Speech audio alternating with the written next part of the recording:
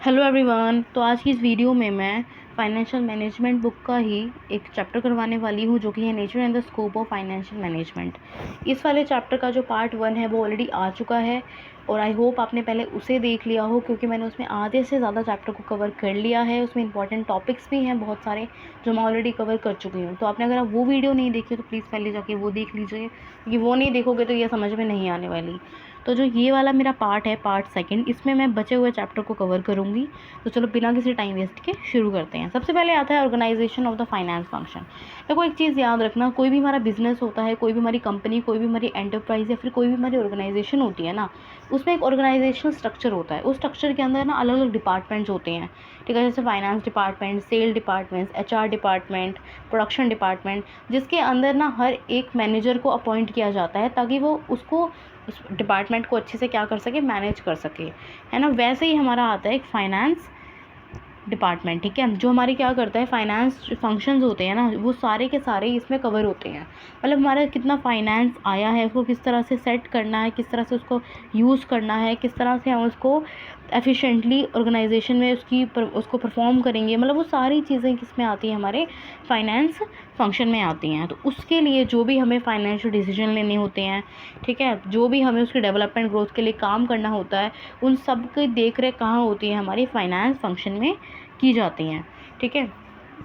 तो वही सब इसमें बताया हुआ है, बहुत कुछ गिवन है। बस आपको इतना याद रखना है कि जो हमारा फाइनेंस फंक्शन है उसमें हम क्या करते हैं, जो भी हमारे फाइनेंस से रिलेटेड डिसीजंस होते हैं उनको प्रॉपर्ली लेना, और जो भी इसके अंदर हमारा फाइनेंशियल जो हमारा मैनेजर होगा, फाइनेंस मैनेजर जिसको हम अरेंज करेंगे इस काम के लिए, वो प्रॉपर्ली अपने काम को करेगा, ठीक है। तो वही सब चीज़ें यहाँ पे इस चीज़ में हमारी में इंक्लूड होती हैं, ठीक है। इसको एक बहुत अच्छे एक चार्ट से बता रखा है कि कैसे जो लार्ज साइज़ की जो हमारी जो फर्म्स होती हैं, लार्ज बिजनेस फर्म्स होती हैं, वहाँ पे किस तरह से ऑर्गेनाइजेशन चार्ट को डिपिक्ट किया जाता है। सबसे पहले देखो हमारे ना बोर्ड ऑफ डायरेक्टर्स आते हैं। बोर्ड ऑफ डायरेक्टर्स हमारे सबसे ऊपर रहते हैं, ठीक है। कंपनी में सबसे ऊपर कौन रहते हैं, हमारे बोर्ड ऑफ डायरेक्टर्स होते हैं। फिर आते हैं हमारे एमडी बोले तो मैनेजिंग डायरेक्टर। फिर यहाँ पे फर्दर डिपार्टमेंट्स होते हैं, वो डिवाइड हो जाते हैं और मैनेजर्स के अकॉर्डिंग होते हैं, ठीक है। जो हमारा पहला आता है वो होता है प्रोडक्शन मैनेजर, फिर आता है पर्सनल मैनेजर, फिर आता है फाइनेंशियल मैनेजर, और फिर आता है हमारा मार्केटिंग मैनेजर। तो यहाँ पे हम किसकी बात कर रहे हैं, फाइनेंशियल मैनेजर की बात कर रहे हैं। तो इसको हम फर्दर आगे डिवाइड कर देते हैं, ठीक है। फर्दर हमने इसको डिवाइड किया 2 पार्ट्स में, ट्रेजरर और कंट्रोलर, ठीक है। एक होता है हमारा फाइनेंशियल मैनेजर के अंदर, एक आता है हमारा ट्रेजरर और एक आता है हमारा कंट्रोलर। जो हमारा ट्रेजरर होता है ना, वो क्या करता है, वो कैश को मैनेज करता है, बैंकिंग रिलेशंस को बनाता है, क्रेडिट को मैनेज करता है, असेट मैनेजमेंट करता है और सिक्योरिटी को मैनेज करता है, ठीक है। मतलब जितना भी मैनेज करने का काम है वो हमारा ट्रेजरर करता है। और कंट्रोलर क्या करता है, ये प्लानिंग और बजटिंग में हेल्प करता है, फाइनेंसिंग अकाउंटिंग में हेल्प करता है, कॉस्ट अकाउंटिंग में हेल्प करता है, डाटा को प्रोसेस करने में हेल्प करता है, इंटरनल ऑडिट करने में, और इवन एनुअल रिपोर्ट होती है ना जो उसको बनाने में ही हेल्प करता है। इसको हम अच्छे से ब्रीफली समझेंगे कि ये सब क्या होता है। आपको क्या करना है कि कोई भी ऑर्गेनाइजेशन स्ट्रक्चर आता है हमारे फाइनेंस मैनेजर का या फिर फाइनेंस मैनेजमेंट का, तो उसमें आपको ये वाला एक चार्ट बना के आना है और बस आपको इतना बताना है कि जो भी हमारी फाइनेंस से रिलेटेड चीज़ें होती हैं ना, वो फाइनेंस फंक्शन में क्या की जाती हैं, कवर की जाती हैं। इसको कौन कंट्रोल करता है, हमारा फाइनेंस मैनेजर कंट्रोल करता है, ठीक है। इसके बाद आती है हमारी यहाँ पे फंक्शंस की बारी, ठीक है। फंक्शंस में आता है सबसे पहले फाइनेंशियल मैनेजर का क्या फंक्शन होता है। देखो सबसे पहले हम आता है हमारा फाइनेंशियल मैनेजर, और फिर आता है हमारा ट्रेजरर, और फिर आता है हमारा कंट्रोलर। तो सबसे पहले हम क्या करेंगे, जो हमारा फाइनेंशियल मैनेजर होगा ना, उसके फंक्शंस को यहाँ पे हम डिटरमाइन करेंगे कि भाई इसके फंक्शंस क्या क्या होते हैं। सबसे पहले आता है प्लानिंग फंक्शन, प्लानिंग फंक्शन ही फाइनेंशियल प्लानिंग, ठीक है। जो भी हमारी फाइनेंस से रिलेटेड प्लानिंग होती है, ठीक है, उसको कौन करता है, हमारा फाइनेंशियल मैनेजर करता है। मतलब कि हमारा जो प्लान है, ठीक है, उसकी नीड कितनी है बिज़नेस में, ठीक है, और किस तरह से हम उसको क्या करेंगे, अरेंज करेंगे, वो सब क्या करता है, जितनी भी प्लानिंग होती है वो कौन करता है, हमारा फाइनेंशियल मैनेजर करके देता है। दूसरा आता है प्रोक्योरमेंट ऑफ द फंड्स। अब फंड्स को किस तरह से अरेंज करना है, कैसे उनको एक्वायर करना है, वो काम भी किसका होता है, फाइनेंशियल मैनेजर का। तीसरा आता है कोऑर्डिनेशन, प्रॉपर कोऑर्डिनेशन बनाना डिपार्टमेंट के बीच में, वो किसका काम होता है, फाइनेंशियल मैनेजर का होता है, ठीक है। फिर आता है कंट्रोल। अब हमने सारी चीज़ें कर दी, लाइक प्लानिंग कर दी, ठीक है, इस्टेब्लिशमेंट कर दिया, प्रोक्योरमेंट कर दिया, फंड्स का कोऑर्डिनेशन बना दिया, लेकिन उसको कंट्रोल करना भी तो ज़रूरी है ना। कंट्रोल करने के लिए हम क्या करते हैं, प्री डिटरमाइंड स्टैंडर्ड को सेट करते हैं और एक्चुअल परफॉर्मेंस को उसको क्या कर सकते हैं, हम यहाँ पे कंपेयर कर सकते हैं, जिससे हमें ये पता चल जाता है कि भाई हमारी उसमें हम कोई नुकसान तो नहीं हो रहा, कि जो हमने फाइनेंस अरेंज किया वो सही से तो किया है ना, उसको सही जगह इन्वेस्ट तो कर रहे हो ना। तो वो सब किस में आता है, हमारे कंट्रोलिंग में आता है। और ये कंट्रोल कौन करता है, फाइनेंशियल मैनेजर करता है। ठीक है, फिर आता है हमारा बिजनेस फोरकास्टिंग, मतलब बिजनेस को क्लोजली वॉच करना और जितने भी मान लो फैक्टर्स होते हैं ना जो इसको अफेक्ट कर सकते हैं बिजनेस को, ठीक है, उसको ये क्या करता है, अच्छे से फोरकास्ट करता है। मतलब कि अगर मान लो आपकी बिजनेस में कोई भी एक्सटर्नल जो भी फैक्टर है, जैसे कि टेक्नोलॉजी चेंज हो जाना, कंपटीशन आ जाना, गवर्नमेंट चेंज हो जाना, गवर्नमेंट की पॉलिसीज़ चेंज हो जाना, ठीक है, तो जितने भी हमारे बिजनेस एनवायरनमेंट होते हैं अगर इसमें कोई भी चेंज हुआ तो ऑब्वियसली बात है हमारा जो फाइनेंस है बिज़नेस का उस पर पूरा पूरा इम्पैक्ट पड़ेगा। तो वो इम्पैक्ट ना पड़े इसको क्लोजली वॉच करने के लिए हम क्या करते हैं, बिज़नेस फोरकास्टिंग को करते हैं। और उसको कौन करता है, फाइनेंस जो हमारा मैनेजर होता है वो हमें करके देता है। फिर इसमें और भी थोड़े बहुत फंक्शंस आते हैं, ठीक है, अदर फंक्शंस लिख के आप इसमें और भी छोटे मोटे फंक्शंस लिख सकते हो, ठीक है। फिर आता है इसमें अगला फंक्शन ट्रेजरर का। जो हमारा ट्रेजरर होता है ना उसके क्या क्या फंक्शंस होते हैं, ठीक है। तो पहला इसमें आता है हमारा कैश मैनेज करने का। जो हमारा कैश मैनेजमेंट करने का जितना भी काम होगा ना, कि कैश कितना आया है, कितना जा रहा है, कितना रिसीव हुआ है, कितनी हमने पेमेंट करनी है, वो सारा मैनेज करने का काम कौन करता है, हमारा ट्रेजरर करता है। बैंकिंग रिलेशन, जो हमारे बैंकिंग रिलेशन होते हैं ना अलग अलग बैंक्स के साथ, ठीक है, कि हमने डिपॉजिट किया, कितना हमने विड्रॉल किया और हमारे कैसे कैसे मतलब रिलेशन हैं दूसरे बैंक के साथ, उन सब कौन मेंटेन करता है, यहाँ पे ट्रेजरर। तीसरा आता है हमारा क्रेडिट मेंटेनेंस, ठीक है, जो भी हमने मान लो उधारी पे सामान दिया है किसी को या फिर हमने कुछ बेचा या कुछ खरीदा है, तो जो भी हमने उधारी पे जो भी हम काम करेंगे उसको कौन मैनेज करेगा, हमारा ट्रेजरर मैनेज करेगा। फिर वही है, असेट को भी यही मैनेज करता है कि भाई कितनी असेट हमने पैसे दे के ली है, कितनी हमने बेची है, कितना किसका हमने इंश्योरेंस बनाया है, वो सारा काम कौन करता है, ट्रेजरर करता है। फिर आता है सिक्योरिटी मैनेजमेंट, जो भी सिक्योरिटीज़ है हमारे पास, ठीक है, एज अ फंड या फिर कुछ भी है हमारे पास बिजनेस में सिक्योरिटीज़ और फंड्स को लेके, उसको भी हमारा ट्रेजरर मैनेज करता है। सिक्स्थ और लास्ट आता है इसमें protecting funds and the securities. उनको मैनेज करने के साथ साथ उनको क्या करना होता है, फंड्स और सिक्योरिटीज़ को प्रॉपर कस्टडी में उसको प्रोटेक्शन भी प्रोवाइड करनी पड़ती है, किसको, ट्रेजरर को।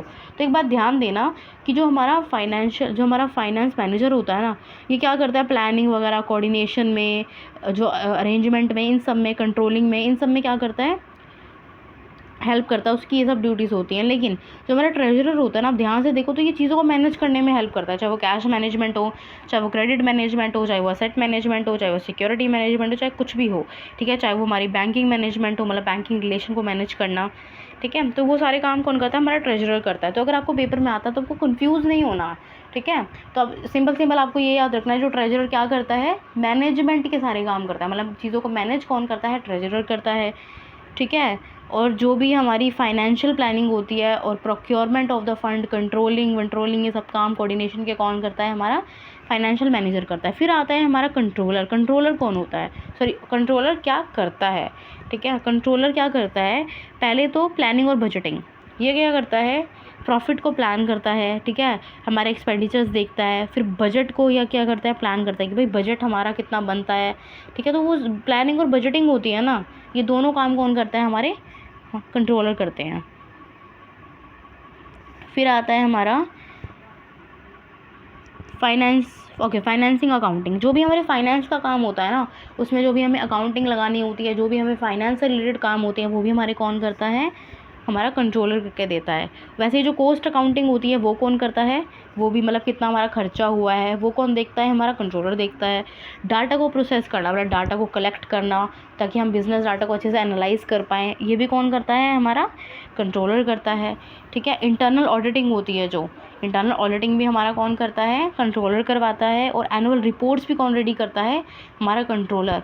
लास्ट में अगर गवर्नमेंट को कोई इन्फॉर्मेशन देनी हो तो वो भी कौन करता है, कंट्रोलर। तो मतलब जितना भी देने का काम होता है ना, इन्फॉर्मेशन देना हो, चाहे डाटा देना हो, चाहे रिपोर्ट्स देनी हो, वो सारे काम कौन करेगा, हमारा कंट्रोलर करेगा। और अकाउंटिंग के भी जितने काम होते हैं ना, फाइनेंशियल अकाउंटिंग हो गया, कॉस्ट अकाउंटिंग हो गया, वो सारे काम कौन करता है, हमारा कंट्रोलर करता है। उसके बाद आते हैं हमारे importance of the financial management. जो हमारी फाइनेंशियल मैनेजमेंट है उसकी क्या क्या इंपॉर्टेंस है आज के डेट में, ठीक है। देखो, हेल्पफुल इन एक्वायरिंग, ये वही सारे पॉइंट है पीछे के कि ये क्या करता है, सफिशेंट जो फ़ंड है उसको एक्वायर करने में, उसको अरेंज करने में हेल्प करता है। दूसरा, ये फ़ंड्स को अच्छे से यूटिलाइज़ करने में हेल्प करता है। तीसरा, ये कैश जो मैनेजमेंट होता है ना, उसको जो हमारा कैश होता है उसको प्रॉपर मैनेज करने में हेल्प करता है कि हम इसको कहीं किसी गलत जगह पे ना लगा दें, या फिर जो हमारे डे टू डे एक्सपेंसेस होते हैं, बिल्स होते हैं, उसको हम यहाँ पे क्या कर सकें, पे कर सकें या फिर उसकी नीड को पूरा कर सकें।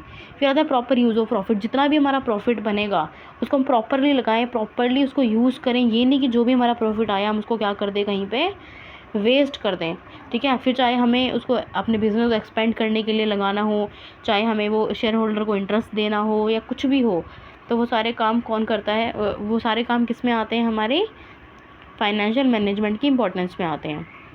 फिर क्या करता है ये वेल्थ, मैक्सिमाइजेशन ऑफ वेल्थ।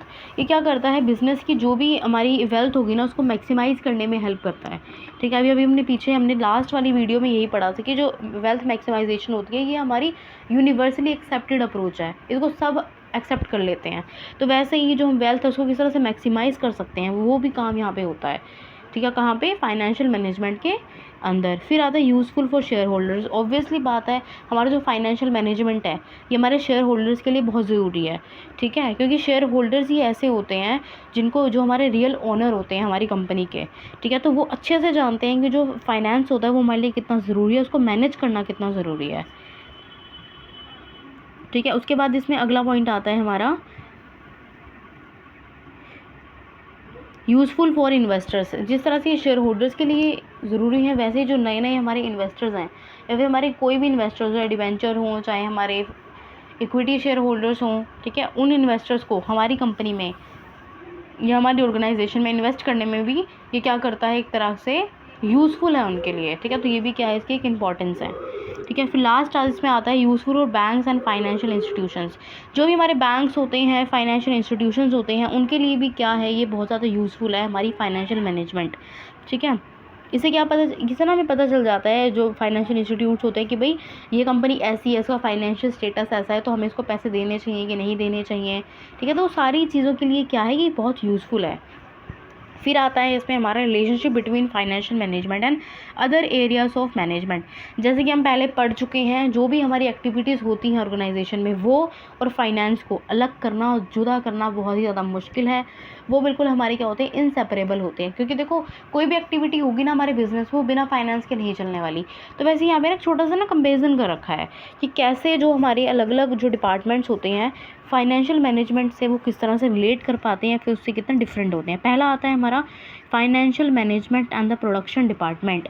देखो इसमें क्या बोल रखा है कि जो कॉस्ट ऑफ प्रोडक्शन होती है ना हमारी, वो क्या करती है, मेजर पोर्शन कवर करती है टोटल कॉस्ट का, ठीक है। लेकिन उसको किस तरह से यूज़ करना है, कहाँ कैसे कैसे आपको मशीनरी अगर रिप्लेस करनी है या फिर आपको क्या करना है, कॉस्ट को रिड्यूस करना है, नई कॉस्ट को, मतलब कुछ भी अगर आपको कोई भी डिवाइसेस यहाँ पे इंस्टॉल करने हैं, उन सब के लिए आपको क्या चाहिए, प्रोडक्शन डिपार्टमेंट में पैसा चाहिए, है ना। तो अगर आपके पास पैसा नहीं होगा, फाइनेंस नहीं होगा, तो क्या आप ये सब काम कर पाओगे, नहीं कर पाओगे ना। तो वैसे फिर आता है आपका मटेरियल डिपार्टमेंट। सेम ऐसे ही है कि जब आप अपने ऑर्गेनाइजेशन में कोई भी प्रोडक्शन करने वाले होते हो तो आपको क्या चाहिए, सबसे पहले मटेरियल चाहिए। भाई मटेरियल नहीं होगा तो प्रोडक्शन किस चीज़ की करोगे, हवा की। तो यहाँ पे क्या है, मटेरियल डिपार्टमेंट में आपको जितना भी मटेरियल चाहिए होता है, चाहे आपको परचेज़ करना हो, चाहे आपको स्टोर करना हो, चाहे उसकी सप्लाई करनी हो, ठीक है, दूसरे डिपार्टमेंट्स में, तब यहाँ पे क्या चाहिए होता है, आपको फाइनेंस चाहिए होता है, ताकि आपका काम बिल्कुल स्मूथली जा सके, कोई भी उसको इंटरप्ट ना कर पाए, ठीक है। तो इसी की जो हमारी क्वांटिटी सफिशेंट, हमारे पास क्वांटिटी हो, उसको कीप करने के लिए हमें क्या चाहिए होता है, फाइनेंस की ज़रूरत होती है, ठीक है। जो हमारा जो भी हमें फाइनेंस मिलने वाला है, जो भी हमारी क्वांटिटी है मटेरियल की, ना तो वो ज़्यादा एक्सेसिव होनी चाहिए, ना तो ज़्यादा इनएडुकेट होनी चाहिए। सबका कौन ध्यान रखता है, हमारा फाइनेंस मैनेजमेंट ध्यान रखता है। फिर आता है हमारा इसमें अगला मार्केटिंग डिपार्टमेंट। अब आप देखो, अगर आपने मान लो कोई भी प्रोडक्ट बना दिया, अब आप मार्केट में जा रहे हो, ठीक है, उसको बेचना है, तो उसके लिए आपको उसकी मार्केटिंग करनी ज़रूरी है। इसमें जितने भी एडवर्टीज़मेंट के और थर्ड पार्टी जितने भी काम होते हैं वो सारे हमारे मार्केटिंग में आ जाते हैं। तो वो करने के लिए भी आपको क्या चाहिए होगा, पैसा चाहिए होगा। जब तक आपके पास पैसा नहीं होगा आपके पास, क्या आप ये सब कर पाओगे, नहीं कर पाओगे ना। तो जितनी भी हमारी जो बिज़नेस कंसर्न्स होती हैं, ठीक है, अगर वो मार्केटिंग डिपार्टमेंट में अपनी जो भी अपना प्रोडक्ट है उसकी मार्केटिंग करेगी जाके बाहर, तो उसको क्या चाहिए होगा, पैसा चाहिए होगा। इसमें हमारा मार्केटिंग जो मैनेजर होता है, ठीक है, और जो हमारा फाइनेंस मैनेजर होता है, ये क्या करते हैं, साथ में मिलकर काम करते हैं। ठीक है, ताकि जो भी हमारा फाइनेंस है वो बिल्कुल प्रॉपर तरीके से यहाँ पे क्या हो सके, यूटिलाइज हो पाए। फिर आता है इसमें हमारा अगला point, finance management and the human resource department. जो ह्यूमन रिसोर्स डिपार्टमेंट होता है और जो हमारा फाइनेंस डिपार्टमेंट होता है वो कैसे एक दूसरे से जुड़े हुए हैं। देखो हम जानते हैं कि जो ह्यूमन रिसोर्स डिपार्टमेंट होता है वो हमारे जितने भी एम्प्लॉयज़ होंगे जिनको हम सैलरी प्रोवाइड करते हैं, रिम्यूनरेशन प्रोवाइड करते हैं, जो जितने भी हम नॉन मॉनेटरी बेनिफिट्स होते हैं, मॉनेटरी बेनिफिट्स होते हैं वो प्रोवाइड करते हैं, वो किसके अंदर आता है, हमारा ह्यूमन रिसोर्स के अंदर आता है। ठीक है, और अगर हमें इनको कुछ भी प्रोवाइड करना है अपने एम्प्लॉयज़ को, जैसे कि हम जानते हैं एम्प्लॉयज़ हमारे लिए बहुत ज़रूरी होते हैं, एम्प्लॉयज़ नहीं होंगे ना तो अगर आपके पास फाइनेंस होगा भी ना तो आप नहीं काम कर पाओगे। जब आप लेबर ही नहीं है आपके पास एम्प्लॉयज़ ही नहीं है तो आप काम कैसे करवाओगे, खुद थोड़ी ना लग जाओगे बहुत सारी प्रोडक्शन करने हैं, आपको लेबर की ज़रूरत तो पड़ेगी ना। तो वैसे कि क्या होते हैं, बहुत ज़्यादा हमारे लिए ज़रूरी होते हैं, कौन, हमारे जो भी स्टाफ होता है हमारे लिए बहुत ज़रूरी होता है। तो उनकी रिक्रूटमेंट करना, उनकी ट्रेनिंग करना, उनके वेलफेयर के लिए जो भी हमें पैसा चाहिए होता है उसमें भी कौन हमारी हेल्प करेगा, फाइनेंशियल मैनेजमेंट ही हमारी हेल्प करेगा। तो जो हमारा फाइनेंशियल मैनेजमेंट है वो भी क्या है, बहुत ज़रूरी है हमारे ह्यूमन रिसोर्स डिपार्टमेंट को चलाने के लिए। तो ये थे हमारी कुछ रिलेशनशिप्स जो कि हमारी फाइनेंशियल मैनेजमेंट के थे अलग अलग एरिया ऑफ मैनेजमेंट के साथ। फिर इसमें लास्ट हमारा आता है financial management and the financial accounting में डिफरेंस। ठीक है, जो हमारी मैनेजमेंट है ना, जो हमारी अकाउंटिंग है, इन दोनों में यहाँ पे डिफरेंस दिया हुआ है। फर्स्ट इसमें आता है रिकॉर्डिंग वर्सेस डिसीजन मेकिंग। देखो जो हमारा फाइनेंशियल अकाउंटिंग है ना, इसमें क्या होता है, सारे के सारे रिकॉर्डिंग के काम होते हैं। ठीक है, चाहे वो हमारी प्रॉफिट एंड लॉस को रिकॉर्ड करना हो, चाहे फाइनेंशियल स्टेटमेंट को रिकॉर्ड करना हो, चाहे वो बैलेंस शीट को रिकॉर्ड करना हो, या फिर वो कैश फ्लो स्टेटमेंट को, फंड फ्लो स्टेटमेंट को रिकॉर्ड करना हो, इन सब को कौन रिकॉर्ड करता है, रिकॉर्डिंग का, ट्रांजैक्शन का, मॉनेटरी ट्रांजैक्शन का। जब हम पैसे में लेन देन करते हैं तो सारी इन सब का जो रिकॉर्ड होता है ना, रिकॉर्डिंग करने का काम किसका है, फाइनेंशियल अकाउंटिंग का। और इस रिकॉर्डिंग के बेसिस पे उसको लर्न करके, उसको स्टडी करके, उसको अच्छे से एनालाइज करके डिसीजन लेने का काम किसका होता है, फाइनेंशियल मैनेजमेंट का होता है। फिर आता है हमारा accrual method and cash flow method. देखो जो हमारा फाइनेंशियल मेथड है ना, ये एक्रूअल मेथड होता है। ठीक है, ये एक्रूअल बेसिस पे चलता है, लेकिन जो हमारा फाइनेंशियल मैनेजमेंट होता है ये हमारा कैश फ्लो पे चलता है। मतलब कि जो हमारा फाइनेंशियल अकाउंटिंग होता है ना, इसमें मान लो कि रियली में वो एक्सपेंस इनकर अभी नहीं हुआ है, ठीक है, अभी वो होने वाला है, लेकिन हम क्या करते हैं, इसको पहले रिकॉर्ड कर लेते हैं। फाइनेंशियल इसमें अकाउंटिंग में रिकॉर्ड हो सकता है, लेकिन हमारा जो फाइनेंशियल मैनेजमेंट होता है उसमें जब तक कैश फ्लो, जब तक आपका कुछ जाएगा नहीं, कुछ आएगा नहीं ना, कैश इनफ्लो या फिर आउटफ्लो नहीं होगा, एक्चुअल पेमेंट नहीं होगी, तब तक ये क्या करता है, रिकॉर्डिंग नहीं करता। ये क्या करता है, चीज़ों को रिकॉग्नाइज नहीं करता। कौन, हमारा फाइनेंशियल मैनेजमेंट। फिर तीसरा आता है हमारा सर्टेनिटी एंड अनसर्टेनिटी। जो हमारा फाइनेंशियल मैनेजमेंट होता है ना, ये क्या करता है, ये बेसिकली पास्ट में डील करता है। ठीक है, पास्ट में ये डील करता है और ये उन चीज़ों को रिकॉर्ड करता है जो ऑलरेडी पहले हो चुकी हैं। ठीक है, तो ये उन चीज़ों को रिकॉर्ड करता है जो पहले हो चुके हैं, लेकिन फाइनेंशियल मैनेजमेंट ऐसा नहीं करता। वो क्या करता है, फ्यूचर से कंसर्न्ड होता है। ठीक है, तो ये वो सारे डिसीजन लेता है जो कि हमारे फ्यूचर एस्टिमेट्स के लिए ज़रूरी हैं। ठीक है, और जिसमें हाई डिग्री ऑफ अनसर्टेनिटी है। तो हम ये कह सकते हैं कि जो फाइनेंशियल अकाउंटिंग है वो सर्टेन है, क्योंकि वो ऐसी चीज़ों को रिकॉर्ड करती है जो पहले हो चुकी हैं। लेकिन जो हमारा फाइनेंशियल मैनेजमेंट है वो अनसर्टेन है, क्योंकि वो ऐसी चीज़ों पर ज़्यादा ध्यान देता है, वो ऐसी चीज़ों के लिए ज़्यादा कंसर्न रहता है जो कि अभी हुई नहीं है, फ्यूचर में होंगी। फिर इसमें इनका रिलेशनशिप बताया गया है थोड़ा बहुत, इसमें 4 ही पॉइंट हैं। पहला पॉइंट ये बोलता है कि जो पीएनएल है, जैसे कि हम जानते हैं कि जो हमारा फाइनेंशियल मैनेजमेंट है उसमें जो भी कैश फ्लो स्टेटमेंट के ऊपर, कैश फ्लो के ऊपर वो बेस होता है, मतलब कुछ जाएगा तभी कुछ आएगा। ठीक है, लेकिन जो ये कैश फ्लो होती है ना, ये भी कौन बनाता है, इसकी स्टेटमेंट भी कौन पास करता है, हमारा फाइनेंशियल अकाउंटिंग। तो देखा जाए तो हमारी फाइनेंशियल मैनेजमेंट और फाइनेंशियल अकाउंटिंग भी एक दूसरे पे क्या है, डिपेंडेंट है। दूसरा आता है वर्किंग कैपिटल मैनेजमेंट। ठीक है, जो हमारा फाइनेंशियल मैनेजमेंट होता है ना, इसका एक इम्पॉर्टेंट मैनेजमेंट का पार्ट है वर्किंग कैपिटल मैनेजमेंट। ठीक है, लेकिन देखा जाए तो जो हमारा फाइनेंशियल मैनेजमेंट है उसके लिए भी वर्किंग कैपिटल मैनेजमेंट उतनी ही ज़रूरी है जितनी हमारी फाइनेंशियल मैनेजमेंट के लिए ज़रूरी है। फिर आता है डिटर्मिनेशन ऑफ डिविडेंड पॉलिसी।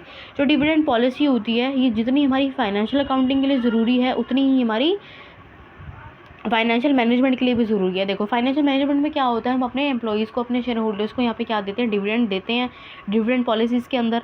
लेकिन उसको डिटरमाइन कौन करता है, निकालता कौन है, फिगर्स को कौन अवेलेबल करवाता है, हमारा फाइनेंशियल मैनेजमेंट। लास्ट आता है इसमें concept of earning per share. जो concept of earning per share होता है ना, ये हमारे फाइनेंशियल मैनेजमेंट के लिए बहुत ज़रूरी है, क्योंकि इससे ना हमें हमारे शेयर होल्डर की वेल्थ का पता चल जाता है। ठीक है, इसी को क्या करता है, वो डिस्क्लोज़ करता है। ठीक है, इसी को वो बनाता है। ठीक है, इसी के लिए वो क्या करते हैं, फाइनेंशियल अकाउंटिंग स्टेटमेंट प्रिपेयर करता है, जो कि हमारी फाइनेंशियल मैनेजमेंट के लिए भी बहुत ज़रूरी है, बहुत सारे डिसीजन लेने के लिए। ठीक है, क्योंकि जो भी शेयर होल्डर्स होंगे, उनके जो भी उनकी रही होगी स्टेटमेंट, ठीक है, ऐसी इन्फॉर्मेशन अगर हमारी फाइनेंशियल मैनेजमेंट को मिल गई तो उसको बहुत सारे फाइनेंस से रिलेटेड डिसीजन लेने के लिए क्या होती है, बहुत ज़्यादा हेल्पफुल होती है। तो बेसिकली देखा जाए तो हमारी फाइनेंशियल अकाउंटिंग और हमारी फाइनेंशियल मैनेजमेंट दोनों ही एक दूसरे पे इंटरडिपेंडेंट भी है, दोनों एक दूसरे से डिफरेंट भी हैं, लेकिन दोनों ही एक दूसरे के बिना क्या है, इनकम्प्लीट भी है। तो आई होप आपको ये वीडियो समझ में आ गई होगी, और यहीं पे हमारा nature and scope of the financial management का चैप्टर पूरा होता है। तो मैं मिलती हूँ आपसे अब अपनी अगली वीडियो में, तब तक के लिए take care, bye bye, see you soon.